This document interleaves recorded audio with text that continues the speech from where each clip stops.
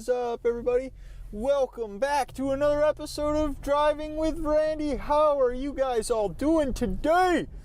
Woo! For those of you that have never tuned into the podcast, my name is Road Rage Randy, and this is Driving with Randy. What the podcast is it's an idea that we got a car here coming. It's an idea that stemmed from talking to myself while I drive. I always do it, so I decided to start a podcast about a year ago, and we're loving it. Sometimes we have guests on, sometimes it's just me rambling on about things, but there's one thing for sure, it's always entertainment. So welcome aboard to the podcast. I want to thank you guys very much for clicking on the link, tuning in. I don't know how you came across this podcast. Maybe you're looking for something good. Maybe a friend recommended it to you. Maybe you saw an advertisement. Maybe you found a business card laying around because some other person that I handed it to didn't want it, and they think my podcast is terrible, but they thought, hey, I'm not going to listen to it. I'm going to throw it on the ground. But then you come around, you pick up the card, and you're like, God dang it, I got to check this out now. And now you absolutely love it because you're here. So welcome aboard today. Oh boy, what I've been trying to do is I've been trying to write down a bunch of topics so that we can, talk about things together. I keep a list of notes in my notepad on things that we can speak about, and I don't have much written down. Not a lot has happened over the past couple of days, but I will say I do want to talk about hockey. I used to play hockey.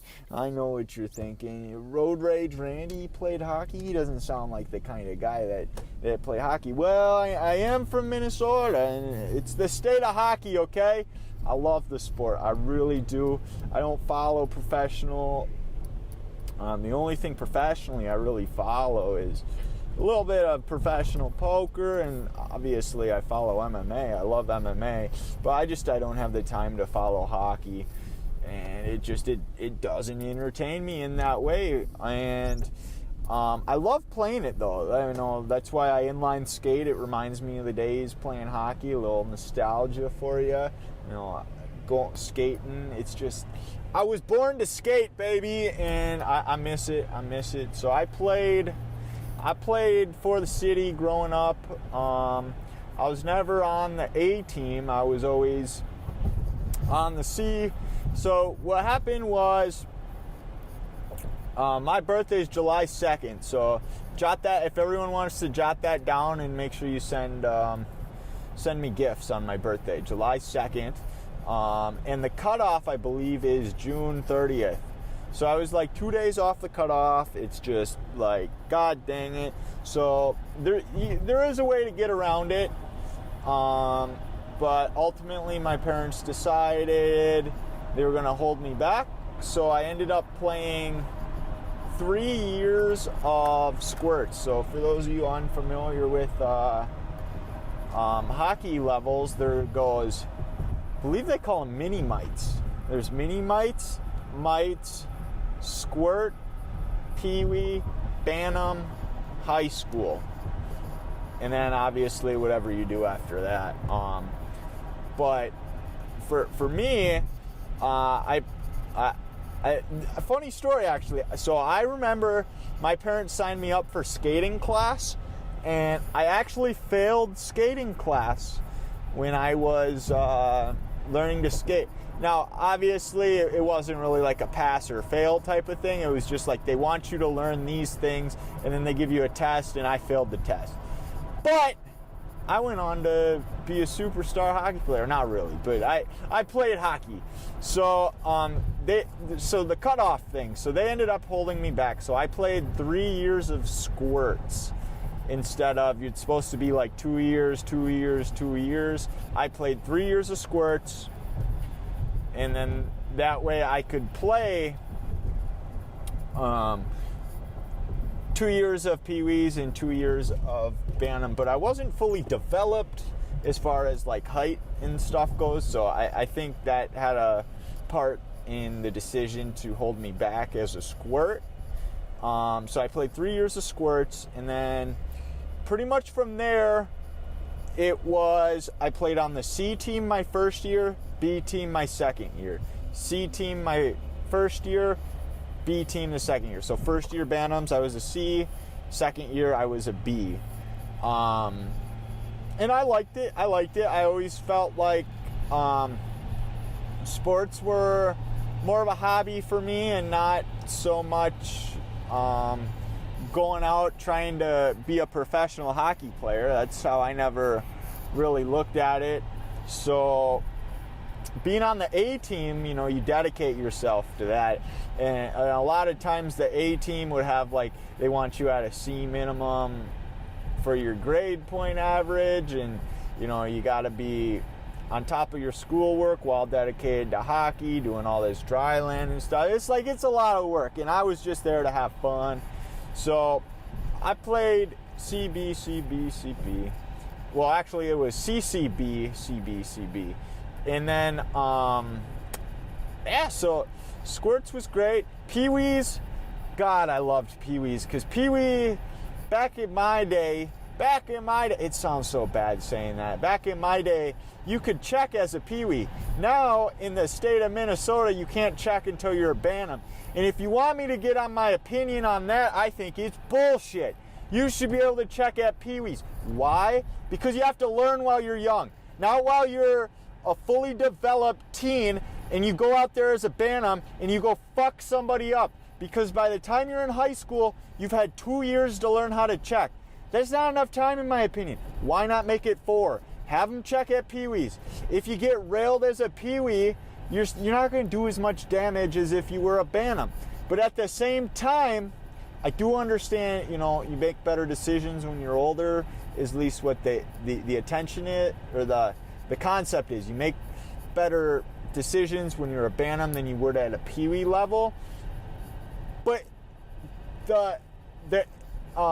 making a mistake at the Pee-wee level isn't going to be as damaging as it would be at the Bantam level. And where that comes from is getting checked from behind, obviously, play to the head, stuff like that. I absolutely loved checking. It was physical. It never really scared me. And a big part of that was you're wearing pads, dude.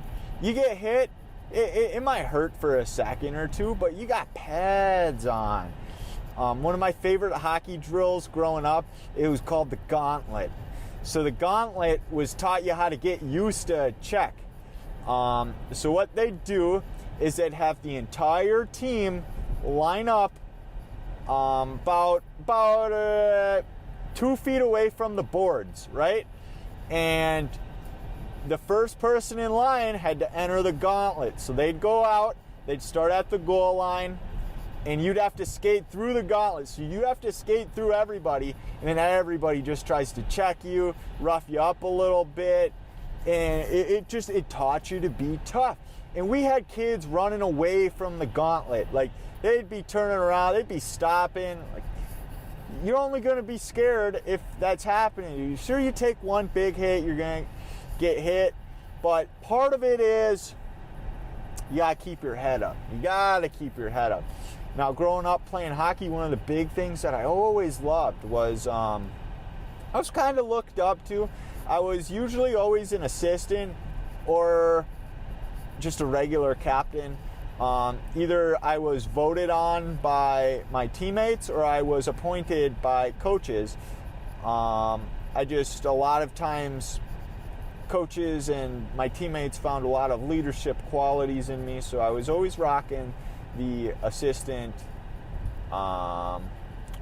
patch or the captain's patch. I loved it, I got to be involved with refs. I got to be an enforcer out there. If someone messed with a teammate, if you got a C on your jersey, it's probably a sign not to mess with them. So I made sure to go on over there and let people know what's up. I was a defenseman, and I was a big hitter. I might be small, But I developed, I inline skated, man. I got that speed on the skates, and I wasn't afraid to get in there. I wasn't afraid to take a hit. I wasn't afraid to dish out a hit. And that's a big thing. If you're laying out hits, you got to make sure you can take hits because they're going to be head hunting for you, especially at that kind of a level. It's not like, obviously you want to play for the win, but at the same time, you want to go out there and kill someone. Someone's out there head hunting all the time. And I very much enjoyed it.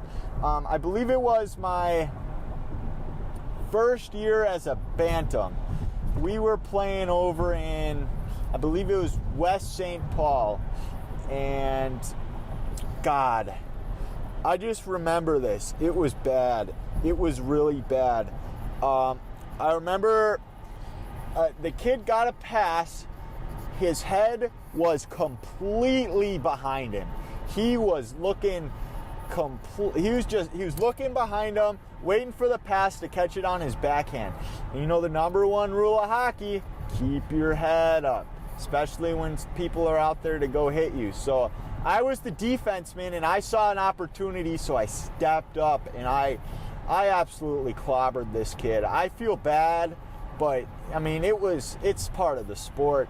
He got clobbered, and you make a mistake, that's what's going to happen. And I did not get a penalty for it, so it was a clean hit, boys. It was a clean hit.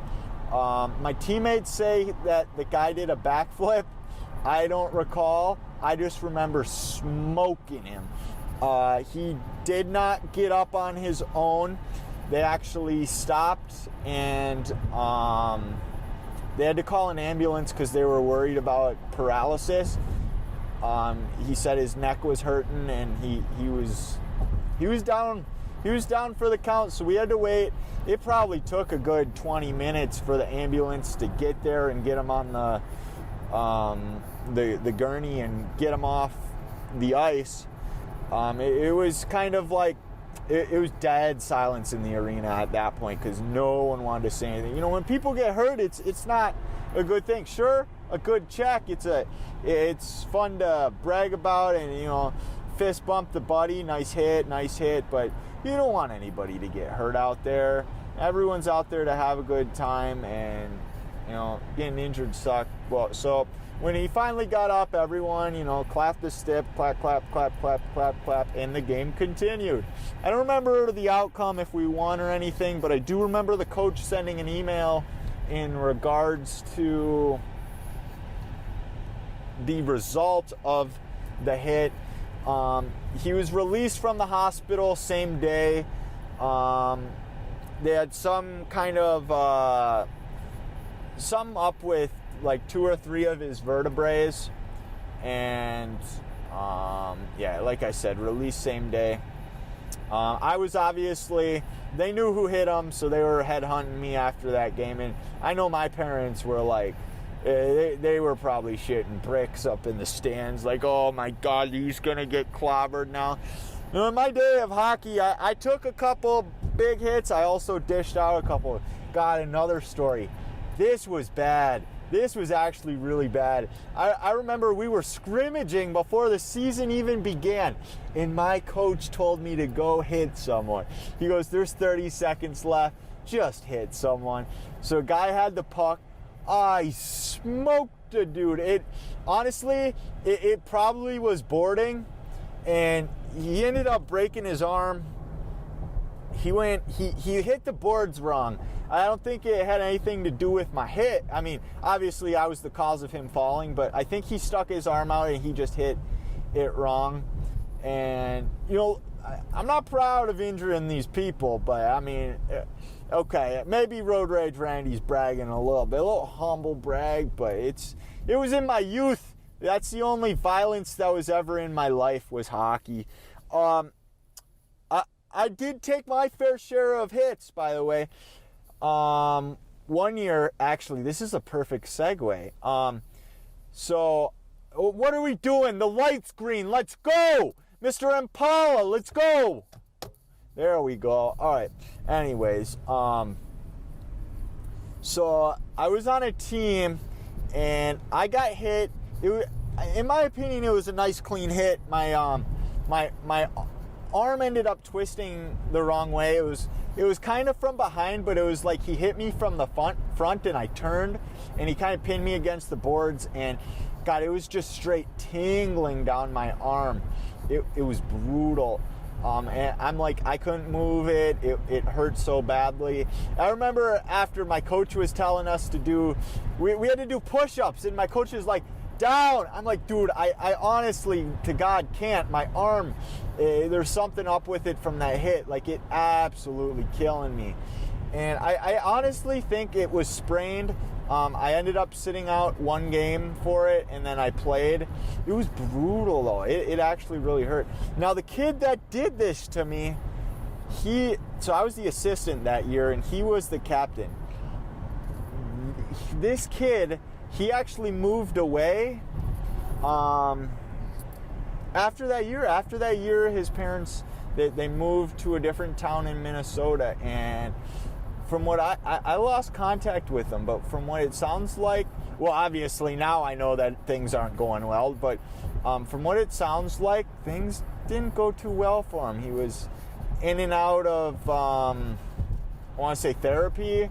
He had gone to rehab once or twice. He was getting into trouble and things weren't going his way. Well, one night, apparently his dad and his brother got into an argument. He was drunk. He grabbed a gun and he said he's going out to shoot deer. So they did find some dead deer, but what they ultimately found was he ended up shooting at a car. He thought the car was abandoned. He didn't think anybody was in it. He just shot at the car. There ended up being a teacher in that car, and he ended up killing the teacher. So he is currently doing, I believe, 22 years in prison for that. I don't think they tried pleading insanity or anything. They might have tried him. They might have tried. I'm still friends with his dad on Facebook. I don't talk to the family. It's really fucked up because like a week before I get the story that he's a wanted man, I saw him at the local Cabela's.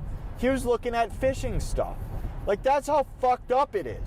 I saw him, I didn't say hi to him, and I didn't know he was like that screwed in the head. I remember one girl posting Snapchats from his story. He definitely had some problems that went unattended to, or he wasn't getting the attention that he needed, and now he's in prison. I hope, honestly, from his dad's post, it sounds like he's getting the help that he needs in jail. I always hear about jail not being the place where people get the help they need, because people come out and they're always re-offenders. But from the sounds of it, the last update I heard, he's doing well and he's getting what he needed. I hope so.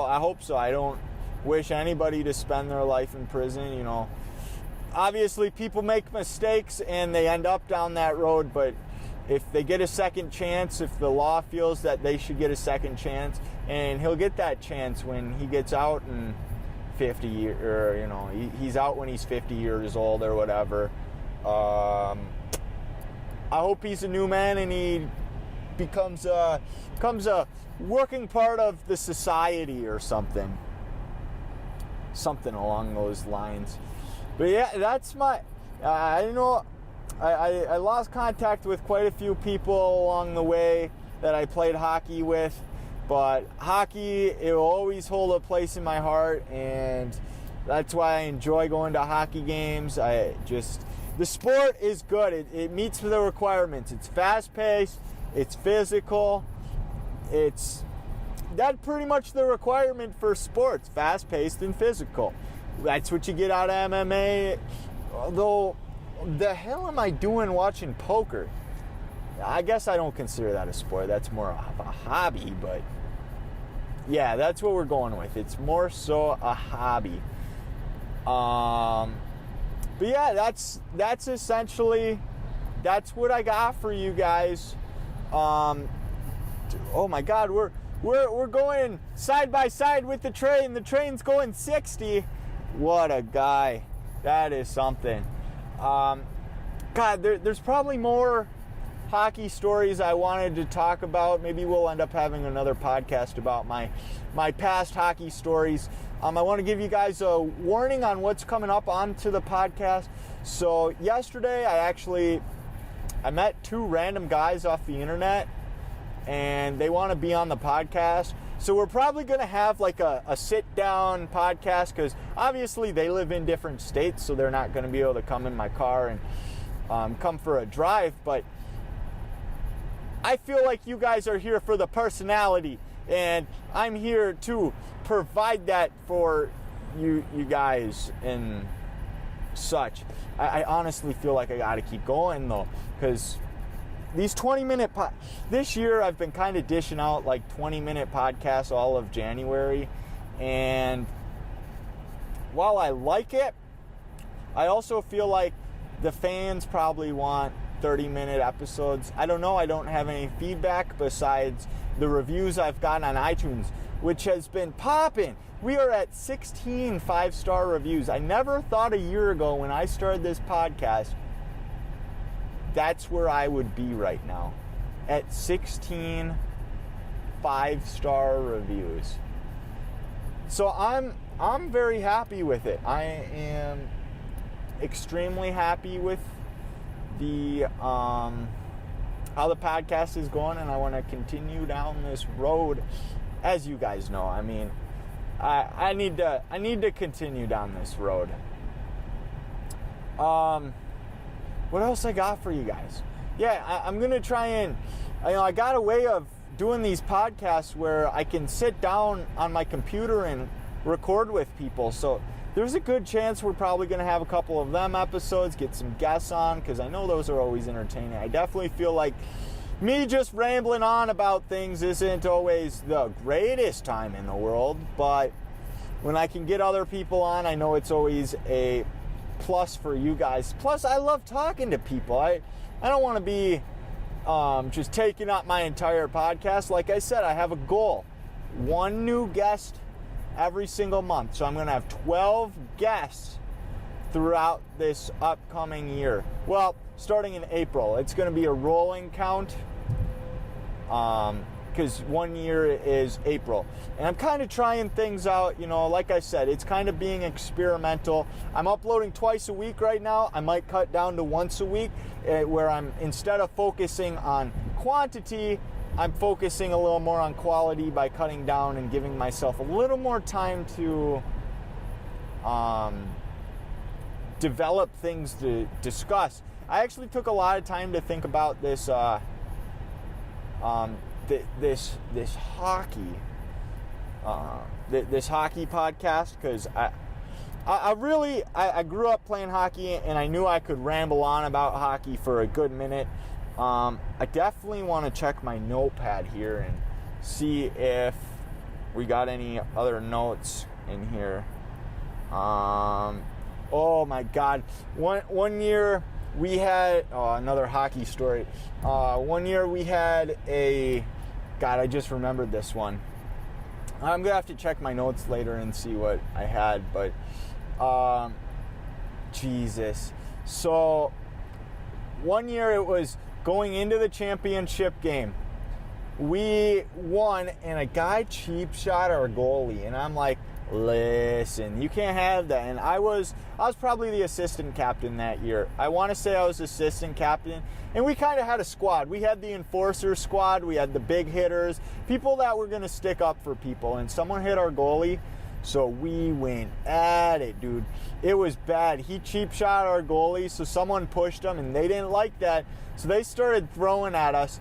A kid hopped off of their bench, which, when that happens, it's game over. So our bench cleared, their bench cleared. Our coaches just kind of stood there, because they're like, hey, your team hit our team, shit's going down. And we just went at it. Bench brawl, that had to have been second year of Pee-wees, I want to say. So my second year of Pee-wees, I was playing with a group of kids that was 1 year younger than me. And we went at it. That's how it was. I don't know what to tell you. I mean, take a cheap shot at the goalie, you got to stick up for him. I will say, I'll end it on this note. Hockey taught me a lot. It taught me a lot about sportsmanship. It taught me a lot about being a team player. And it taught me a lot about discipline. I feel like team sports, if there's structure, and it keeps you out of trouble. You know that? It really does. If you're involved in some kind of a sport, I couldn't have been going out getting into mischief. Why? Because I had hockey practice. If I didn't have hockey practice, I probably had to catch up on my schoolwork. You know, it really taught a balanced schedule as well. You know, study for tests so that you could, or you know, get that project done, study for tests so that you could make that hockey practice, make that hockey game. We got a semi here that doesn't know how to roll through a roundabout. Well, to be fair, he probably knows how to work through a roundabout. He's just not doing it properly. He's got a big this guy's not doing it properly either. But yeah, that's what I gotta say. You know, get your kids into some sports. It really teaches discipline.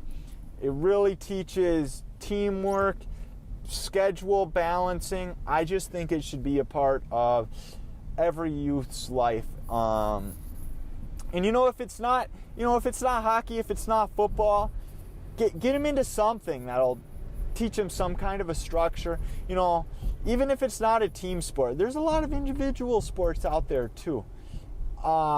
Anyways, folks, that is going to be what I got for you. That is going to be the end of the podcast. I want to thank you guys very much for tuning in to me just sitting here rambling about hockey. You know, like I said, we're going to have big things in the future. So thank you guys very much for tuning in. Head on over to iTunes, give me a rating. Head on over to what else we got? So we got iTunes. Go ahead on over to Twitter. Drop me a Twitter follow at Thoughts by Randy. Go to Reddit r/Driving with Randy. I'm home, so I want to thank you guys very much again for tuning in. If you're a first-time listener, I hope it's been good for you, and I will talk to you guys later. Peace.